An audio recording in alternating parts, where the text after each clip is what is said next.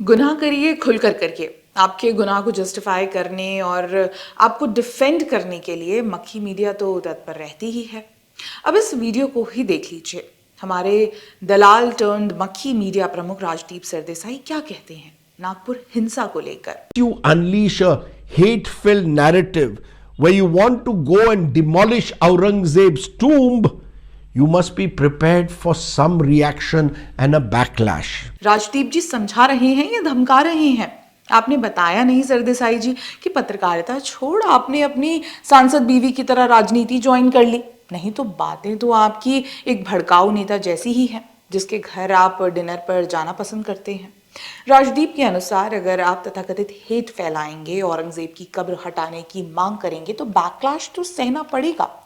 Police वालों पर कुल्हाड़ी से वार करना, महिला पुलिस कर्मी के कपड़े फाड़ने की कोशिश करने वाला बैकलैश, उस पर कुछ नहीं कहेंगे।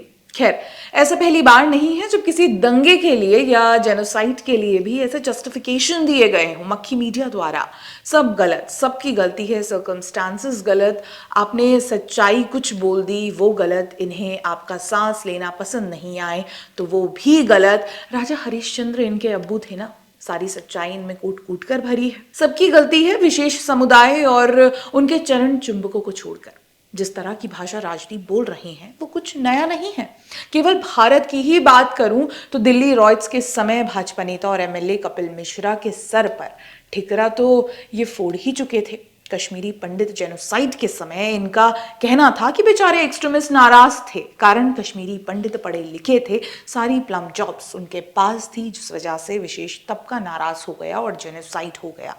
ये केवल भारत की मक्खी मीडिया तक ही सीमित नहीं है। इस्लामिक कट्टरपंथी और उनसे जुड़े टेररिज्म को डिफाइन और डिफेंड करने का जिम्मा इंटरनेशनल मक्खी मीडिया ने दशकों से अपने सर ले रखा है।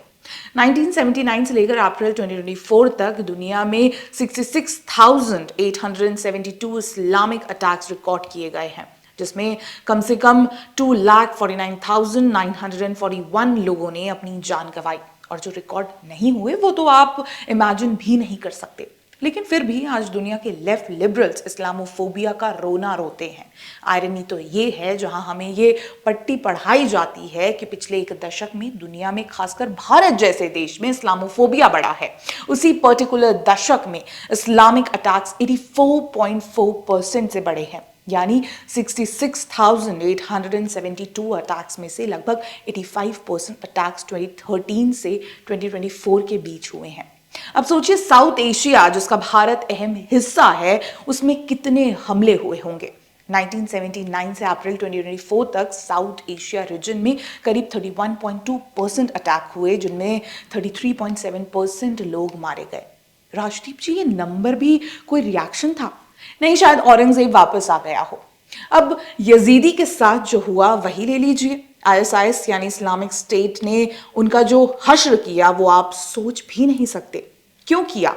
सरल भाषा में बिना किसी राजनीतिक कॉन्टेक्स्ट के जवाब दूं तो कारण एक ही था, यजीदी काफिर थे। हजारों लड़कियों को सेक्स स्लेव बना लिया गया, मर्दों को मार दिया गया, छोटे लड़कों को चाइल्ड सोल्जर्स ले लिया गया। ये सब एक दशक पहले हुआ। उसके बाद कुर्दिश ने अपने मिलिटियाज ग्रुप स्थापित कर एक नए देश की मांग की। ये आपको इसलिए भी जानना जरूरी है क्योंकि इंटरनेशनल मक्खी मीडिया ऐसे लेकर रिएक्ट करती है, वो समझने में आसानी होगी। अब अल जजीरा का ये आर्टिकल ले लीजिए। कहीं भी अल जजीरा ये नहीं मानता कि गलती इस्लामिक टेररिस्ट की है, यजीदी जेनोसाइड, बल्कि अल जजीरा को इस बात से दिक्कत है कि आखिर इन्होंने अलग देश की मांग कर कैसे ली। और ये इजराइल का प्लॉट है, अरब और मुस्लिम वर्ल्ड का इजराइलिफिकेशन करने का। इजराइल से याद आया, यजीदी तो है ही, लेकिन नेशनल मेन स्ट्रीम मक्खी मीडिया को कभी गाजा में इस्लामिक टेररिस्ट की गलती नहीं दिखी। जब इजरायली महिलाओं को निर्वस्त्र कर ट्रक के पीछे टेररिस्ट पैरों तले रौंद रहे थे, वो भी हक की लड़ाई थी। बेचारे की गलती थोड़ी है, गलती तो उस महिला की थी। अब ब्रिटेन में ग्रूमिंग गैंग केस ले लीजिए। स्पेशली यंग दूसरे धर्म की वाइट लड़कियों को टारगेट कर उन्हें नशे की लत लगाकर गैंग रेप करना। सारे पाकिस्तानी ब्रिटिश मूल के आरोपी थे। अगर कोई प्रेडेटर है तो वो केवल धर्म के आधार पर टारगेट क्यों करेगा? प्रेडेटर तो प्रेडेटर है। लेकिन नहीं, यहाँ धर्म बहुत बड़ा रोल प्ले करता है। दशक से ज्यादा तक इंटरनेशनल मीडिया जैसे बीबीसी इस मुद्दे को डिनाई करती रही, लड़कियों की आहुति चढ़ाती रही, और जब मुद्दे ने अंतर्राष्ट्रीय लेवल पर तूल पकड़ा तो उसे साउथ एशियाई रीजन से कनेक्ट कर दिया। कहीं भी पाकिस्तानी मुस्लिम और इस्लामिक टेररिज्म का जिक्र तक नहीं। क्यों? इस्लामोफोबिक जो नहीं दिखना।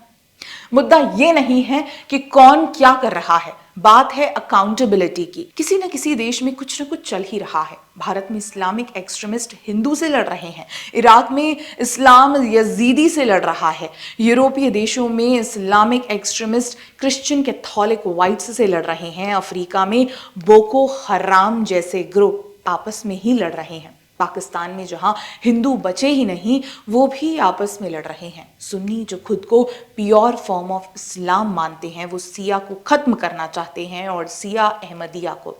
इन सब में कॉमन थ्रेड और हाईलाइट करने की जरूरत मुझे अब लगती नहीं है। लेकिन किसी तरह से इतने कॉन्फ्लिक्ट्स, इतने अटैक होने के बावजूद गलती कभी इनकी होती ही नहीं। थोड़ा बहुत इनके खिलाफ अगर आउटरीच हो जाए तो राजदीप सरदेसाई जैसे खुद को जर्नलिस्ट कहने वाले लोग आकर ये जस्टिफाई करते हैं कि अरे, आप औरंगजेब के बारे में बोलेंगे तो बैकलैश के लिए तैयार रहें। सर, भारत सदियों से औरंगजेब जैसे आक्रांताओं का बैकलैश झेलता आया है और उनका मुंह तोड़ जवाब भी दिया है।